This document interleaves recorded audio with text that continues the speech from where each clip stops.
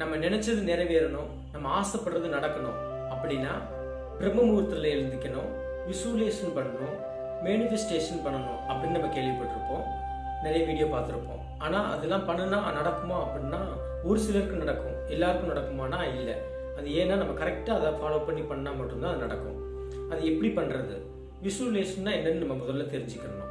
நம்ம ஒரு பொருளை பார்க்குறோம், ஒரு காரோ பைக்கையோ ஒரு வீடு வாங்கணும், இடம் வாங்கணும் அப்படின்னு ஏதாவது பார்க்குறோம், அதை நம்ம மேலே ஆசைப்படுறோம். அதை விசுவலேஷனாக அங்கே நம்ம காட்சியாக நம்ம மனசுக்குள்ள நம்ம மூளையில் பதிய வைக்கிறோம். அதான் விசுவலேஷன். அப்படி பதிவு பண்ணால் நடந்துருமா அப்படின்னா இல்லை. அதை ஸ்டெப் பை ஸ்டெப்பாக நம்ம சப்கான்சியஸ் மைண்டுக்கு கொண்டு போனதுக்கு மட்டும்தான் அது முழுமையாக நடக்கும். அது எப்படி சப்கான்சியஸ் கொண்டு போகிறது? அதை விசுவலேஷன் பண்ணுறோம்.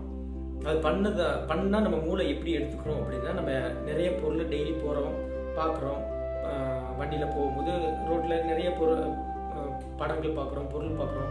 இது மாதிரி தான் நம்ம விசுவலேஷன் பண்ணுறதையும் நம்ம மூளை எடுத்துக்குவோம்.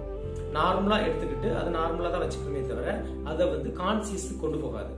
இதவே நம்ம தொடர்ந்து ஒரு பொருளை தொடர்ந்து நம்ம ஆசைப்படுறதை தொடர்ந்து அதை பார்த்துக்கிட்டே இருக்க விசுவலேஷன் பண்ணிக்கிட்டே இருக்க குறைஞ்சது 21 நாள்லேருந்து அவங்க கூட மனநிலை வலிமையை பொறுத்து 1 மாதம் ஆகலாம், 2 மாதம் ஆகலாம், 3 மாதம் கூட ஆகலாம்.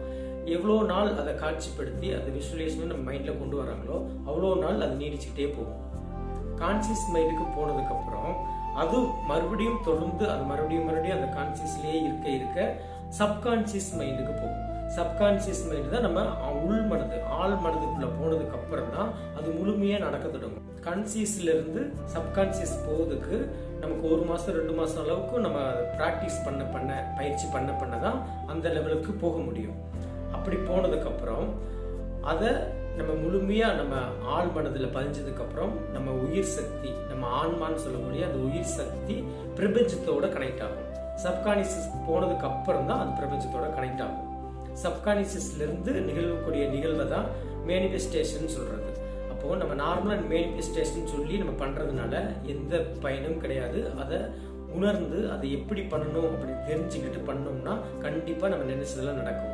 இந்த முழு விளக்கம் நீங்க தெரிஞ்சுக்கணும் அப்படின்னா கமெண்ட்ல ஃபுல் வீடியோன்னு போடுங்க. நான் அதை முழுமையா புரியுற அளவுக்கு இன்னும் தெளிவா வீடியோ முழுமையா போடுறேன். நன்றி.